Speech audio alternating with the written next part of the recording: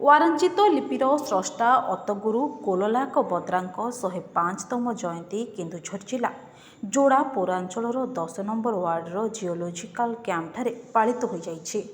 एही अवसर में जोड़ा आदिवासी हो समाजर उपसभापति राजेश मुंडा नेतृत्व में आयोजित होता बेले ओरांचित शिक्षक दिनेश मुंडा, राशिका मुंडा, जामादर सिंह लागोरी और आदिवासी हो समाजर कर्मकर्ता समेत बहु महिला जोगदेइथिले।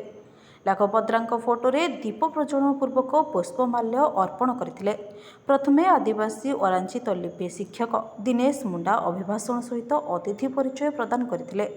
लाखभद्रा ओरांचित लिपिर वक्तव्य देइथिया बेले तांको निमंते ओरांचित लिपिर प्रचार और प्रसार होई पारिछि बोली मत व्यक्त करथिले।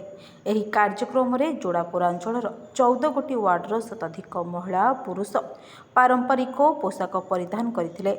एही कार्यक्रम को आदिवासी हो समाजर सदस्य सातारी मुंडा, शंभुचरण हेम्ब्रम, राशिका मुंडा प्रमुख परिचालना करथिले।